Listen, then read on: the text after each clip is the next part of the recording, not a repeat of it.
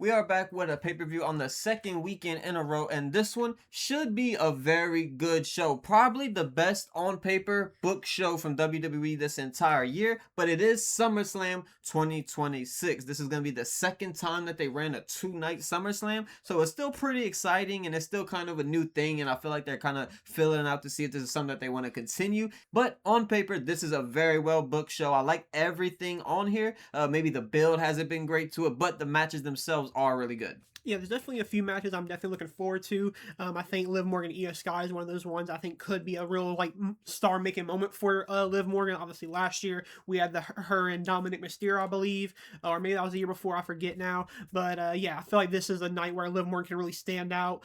People like Obafemi having their first SummerSlam here should be pretty fun. And then obviously the big main event of the weekend is going to be Seth and Roman finally ending the Shield drama, hopefully. And yeah, so it should be a pretty good night. And we're going to start off night one with the match that you mentioned. That is Liv Morgan versus Io Sky for the Women's World Championship. Now, obviously, going into this, Liv Morgan, I think she just hit like 100 days a few days ago. So she's a little bit over 100 days as champion now. But this has probably been one of the worst championship runs I've seen. And obviously not her fault at all. They just haven't had to do anything. And then also Io Sky is also someone who had the championship recently and they didn't really do anything with. So I don't know if I want Io Sky to win to kind of regain herself from her last championship run, or if I want Liv to win to just kind of actually have a good run finally and start to build some momentum. But based off of booking, I think I will go with Liv Morgan to win this match. Yeah, this was a very hard one. I do feel like I want to see Io Sky win this belt just to have something fresh and new, and hopefully that makes them book Io Sky more, and hopefully, obviously, I'm sure they'll have a rematch, so I'm sure you can do something with it. But yeah, it feels like since WrestleMania, really, we've seen the women kind of take a back seat in terms of the book, and I feel like pre-WrestleMania going into Mania, it was pretty fun. They had a lot more screen time. Now it's feeling like it's getting a little bit less and less, I'd say. But for this match, I think I will also go with Liv Morgan to take the win here. Like you said, she really hasn't gotten under this title reign just yet, and obviously we've seen title reigns end before they can get started. I just hope that's not the case for somebody of the caliber like Liv Morgan. Yeah, we've seen Io Sky already get the win over Liv Morgan at the Queen of the Ring finals or wherever it was in the bracket. So yeah, it's probably going to be Liv Morgan that takes the win. The only thing that kind of maybe says that Io could win is Danhausen alone. And the whole curse thing has been going on and has been pretty protected. Everyone who he has cursed has lost their matches or had something significant happen to them. So maybe that kind of plays a part in this match and that's how Io wins. But even if that is the case, that'd be kind of a cheap win for Io. So it'd probably still be better for Liv Morgan to win. But for the second match we're going to talk about is maybe one of the most exciting ones and one that's actually really well built and I've actually really enjoyed it is Obafemi and Brock Lesnar. Now, obviously, they had their big match at WrestleMania and everyone loved it. Brock Lesnar leaves his boots in the ring and then it felt like he was going to be gone, only for him to return and then do this whole thing. And it kind of left everyone down and we're like, damn, he finally did something cool and now he's kind of doing this to ruin it. But I would say that the moment was definitely worth it now. It feels really special having this big match in the Hell in a Cell. I feel like maybe it could have a title on the line to make it feel a little bit more special, but unfortunately that's just not in the cards because after Sami Zayn won the title, everyone just kind of figured Brock would do it and take the title from him, and they ended up doing that, just not with Brock Lesnar.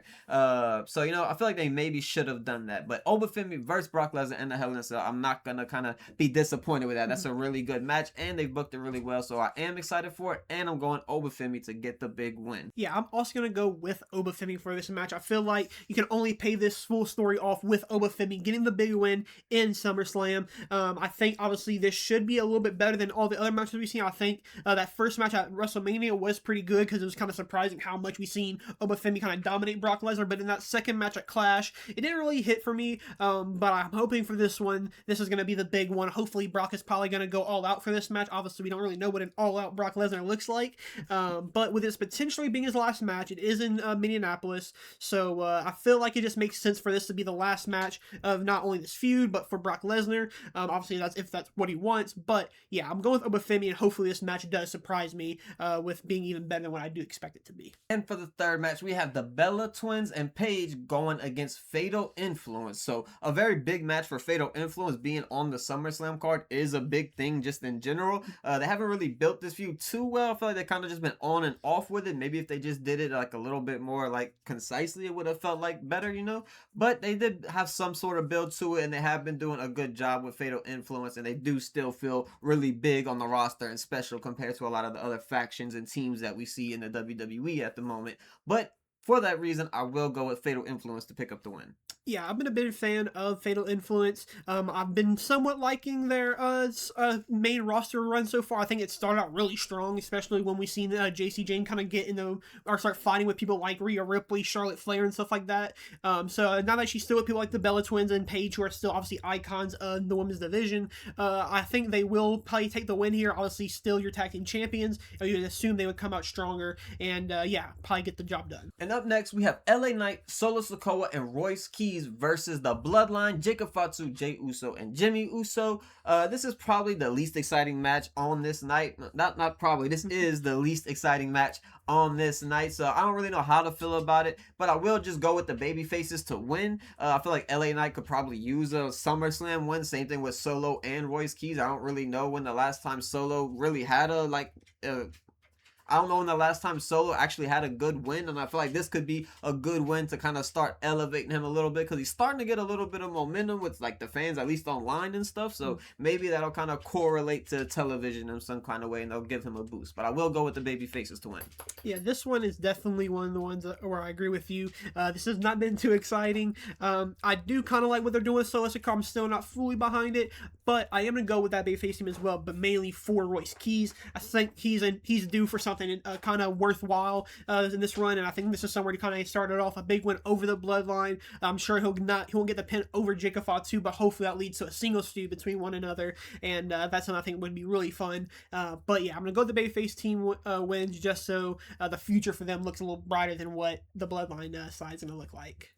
And for the next match, we have Gunther going against somebody who's coming out of retirement instead of going into retirement. That is going to be Nick Aldis versus Gunther in a singles match at SummerSlam. Now, this is a match that I think everyone was excited for. People were thinking maybe it was going to be Adam Pearce, maybe it's going to be Nick Aldis, but it is ended up going to be Nick Aldis, and that probably is the better and best answer, if we're being honest. Nick Aldis, he was really wrestling not that long ago. He's definitely known to already be good in the ring, and I think working with someone like Gunther will always kind of hide some of the flaws that you may have anyway. So I think this should be a good match, and it is one that I'm excited for. The build to it was good. This match, I kind of like the way they've kind of gone about it. Obviously, we've seen this angle before of some heel wrestler kind of having their differences with the manager. We kind of thought we would get this before in the past with Dom and kind of Adam Pearce for a while, but now we're going with Gunther and Aldis, which I think is the better option. I think Nick Aldis probably can still go. I think he still has a little bit more to offer, like you said. He hasn't been gone for too long, and I think Gunther's here to kind of have some kind of like another surprising good match with somebody you wouldn't expect it, especially since kind of all the other ones haven't been as good. The one with Goldberg, the one with McAfee haven't been great. I think this is the one to kind of make up for all that with a good match with an actual good wrestler. Yeah, for this match, I will be going with Gunther to pick up the win. And for the final match of night one, we have CM Punk versus Cody Rhodes. Now, this is a match that I definitely thought they would save for WrestleMania, because this is just massive, but maybe they just don't really care about saving it for Mania, considering next Mania is going to be in Saudi Arabia anyway, so they decided to kind of just pull the trigger here instead of waiting another 2 years to be able to finally get the match. But I'm excited for it nonetheless. I think Minneapolis will probably turn up for this and be very loud for it. CM Punk has always just been on a great run since he came back to WWE, and he's just coming back from being on a little break, so I think fans will be even more excited to see him than usual. Yeah, when CM Punk is on TV, it's definitely when I start locking in a little bit more. And now that he is back, I have been enjoying this kind of feud he has when going with Cody. I think it's something that is kind of like a stupid way for them to kind of have a match, but I think it's a kind of old-fashioned type of way to do it. It's about respect. It's about the egos of one another. And it's two of your biggest stars in the company, I would still say. I think obviously Roman's in that conversation as the 1 or 2 or 3 guy, but these are probably your 1 and 3 or 1 and 2 guys no matter what. So this should be a really fun match. I am go with CM Punk to retain here. I feel like we shouldn't have made Sammy lose the belt to Punk just for Punk to lose it to Cody again. I want Punk to win, and should be a really good match though. I will also match that answer and go with CM Punk to get the big win. And for night 2, we're starting off with Trick Williams and Baron Corbin for the United States Championship. Now this one, I don't really know how to feel about it. Baron Corbin, on one hand, I don't really mind him. I feel like he's actually decent in ring. He has a cool character. Everything about him is like decent in ring, but nothing about him is special. And also, I just feel like we don't really need him. Like, Carmelo Hayes should have just been in this match in some kind of way, whether it's triple threat or not. And maybe they will make it by the time, this video comes out on Friday Night SmackDown. Maybe he is a part of it. But just people like that, like Ilya Dragunov even, just should be involved in this and should at least have a hand in just being on TV in general, because we haven't even seen Ilya Dragunov in I don't know how long. But I will go with Trick Williams to win. I feel like it's fairly simple to just keep the title on him and just keep the momentum going, because he's not going to really go after the world title in my eyes. But if you are going to send him to the world title, then maybe you do just let Baron Corbin win. Yeah, I don't have any problem with Baron Corbin. Like you said, I do agree that he is a pretty solid wrestler. With the last time we did see him in NXT with Braun Breaker in the tag team division was really fun. I think that was some of the best we've seen of Baron Corbin. But in 2026, when we have Trick Williams as our champion, this is not one of the guys I really wanted to see. Now that he's even back in WWE, I just really don't know where he'll fit in. Obviously, he's a good name to have in like the depth of the rosters. But right now at SummerSlam in a title match, I don't really think that's where he really fits in for me. But saying all that, I think this match still could be pretty good. They have a similar type of wrestling style that I think will mesh. But I do think Trick Williams should and will retain at SummerSlam. To get into a match that is a little bit more exciting at least, and it will be for a #1 contender match for the WWE Championship, is going to be Sami Zayn and Finn Balor. So someone who is like very just exciting and new to SmackDown as well, and someone who people have been wanting to have a world title shot and has history with CM Punk as well. So it does kind of look like it leans Finn Balor's way. However, I will go with Sami Zayn for my prediction, and then I think he will just lose the world title shot, because I feel like that's just the story they're telling, where he gets so close but then gets screwed last minute. So I'll go with Sami Zayn to win this, but then lose the title shot later on. Yeah, this is a weird one for me because I do like both the people in this match. They're two of my favorites on WWE right now. But it just feels like we should have had somebody else in these positions. I think Finn and Sami are great, but some new faces going after this champion I think would have been better. I don't really want Sami Zayn to win, because I think if he goes after him, he's going to lose. And I think the same thing for Finn, honestly. I think if he goes after that world champion, he's still going to lose, whether it's Cody or Punk. But in saying that, I still will go with Finn Balor, though. I think there's more of the story to tell why Sami kind of going even crazier now that he already got screwed over when Punk came out just to fight him. Now that if he loses this opportunity, I think it's really going to put him over the edge and really make Sami finally turn officially heel. Obviously, we've seen him work with Gunther and stuff like that, but it still feels like he's still a babyface at heart. But I think this will be the breaking point for him. I think Finn Balor will go after him. And like I said, I think he'll still lose in the end. And for our next match, when you speak about WWE all-time greats and the people who are the most over in the company, you're going to think of names like Roman Reigns, CM Punk, Cody Rhodes. But then also there's a new face you got to think of and put up there, and that is going to be Danhausen, one of the most over people in WWE. Obviously, I'm trolling just a little bit, but not even really at the very moment. I think he is very entertaining. I love Danhausen. Obviously, I'm a little bit biased, but he is going against Dominic Mysterio in a human monies on a pole match, so Dominic could get his $100,000 back. So a very interesting stipulation put on here. It's like a stipulation on top of stipulation. But I feel like Danhausen definitely deserves a spot on SummerSlam at the end of the day. He's been very entertaining. I know some people are 50-50 on him. I enjoy it myself. I feel like sometimes it's a little bit overdone, but at the same time, he still does deserve that spot on the SummerSlam card, just maybe not against someone like Dominic Mysterio. I'd probably like to see him in a little bit more prominent spot, but I will go with Danhausen to get the win, unfortunately, because I think the curse is just kind of working at the moment. Yeah, for the past few years, I definitely would say that WWE hasn't really felt like the 2000s. It feels like there's something completely different. This feels like something straight out of mid-2000s WWE. Where you have your kind of top babyface, goofy character in Danhausen going into Dom, who's on the downward trajectory right now, unfortunately, but is still a big name and can still have a good match. And here we have them fighting on a pole for $100K. Unfortunately for Dom, I'm gonna also agree with you that Danhausen will get the win. I don't think I expect too much from this match. I think this will hopefully be pretty short and kind of get to the goofy moments really quick, so Danhausen can somehow cheat and win and hold them human monies for him. And the next match is actually one that I am very excited for. It's something that, I haven't really been watching a ton of SmackDown recently. I'm kind of on and off with it. I watch it in the background, stuff like that. But for this match, I've been kind of locked into these qualifiers and things of that nature, because Tiffany Stratton versus Jade Cargill versus Chelsea Green versus Charlotte Flair versus Julia or Lash Legend, depending on who wins Friday, in a 5-way ladder match for the interim WWE Women's Championship. Now, the big kind of wording behind this is going to be interim. You're not really the champion, which is kind of the worst thing about this match. Is like, you're kind of just like, you really feel like a backup when they put the word interim before your championship run. It kind of just feels like, oh, you're just kind of holding it warm for Rhea when she gets back. You already know what's going to happen once Rhea comes back to the WWE at the end of the day. That title's going right back to her 99.9% of the time. So I don't really like that it's the interim championship. I feel like she should have just dropped the title and this should just be the women's champion. But, that's kind of just a little thing, just wording at the end of the day. Maybe they'll prove me wrong. But as far as a prediction, I kind of want to say Chelsea Green, but at the same time, I think the better direction for her is going to be a Money in the Bank win. So for this, I will go with a surprising pick and go with Julia. I feel like she kind of needs something to boost her up, and putting the world title on her in a big match like this, give her some cool spots throughout the match to kind of help, get some cheers behind her, whatever the case may be. I think this could really help Julia push her forward, and it'll be a very interesting champion as long as you book her correctly. That's going to be the big thing about doing this. Yeah, this one's a really hard one for me to honestly predict. You also have Tiffany Stratton right now, who is the United States champion, but she has been kind of making a big move for this world champion. So there's a story where she could go for that the two belts.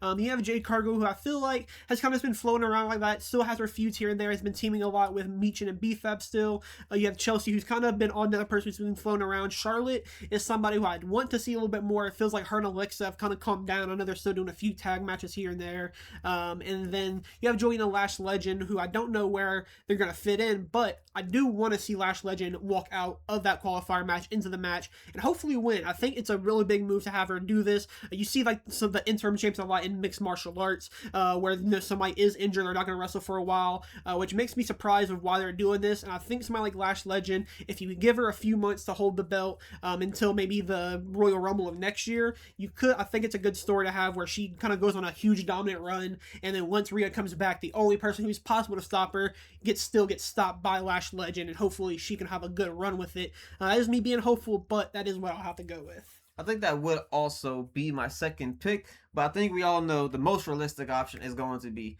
Charlotte Flair. I think that is probably like the most realistic option, but I'm still gonna hold my pick in Julia. You're gonna hold your pick in Lash, but I think we both kind of can smell the coffee right now and say Charlotte Flair is likely to win, and she'll likely face Jade Cargill at some point in the very near future after it. But hopefully we're wrong, and they give the title to someone fresh and new and exciting, like a Julia or a Lash Legend. And for the WWE Intercontinental Championship, Penta versus Chad Gable, a big match. I feel like Chad Gable has been on an incredible run. Obviously, it's his big AAA match and everything previous to that as well. But even since he came to the main roster, I feel like he's kind of freshened up Raw a little bit. And when you see his matches, you kind of pay attention a little bit more. Since he kind of built his reputation up from AAA a few weeks ago, he kind of feels like someone who can like have an amazing match at any moment at time. And he's kind of been capitalizing on that momentum, putting on big moments, having good promos, and everything about him feels really good, except that theme song. But I'm very excited for this match. I think this is the moment to crown Chad Gable and make him the champion. Unfortunate for Penta, because it's kind of hard to say if Penta will ever go up to that world title or not, so him losing the IC title could be really bad. But at the same time, he still has Rey Fenix to go link back up with and bring back the Lucha Brothers and be very exciting in the tag team division. So I will go with Chad Gable, because I feel like he just kind of has everything right now, and they just need to kind of push him forward.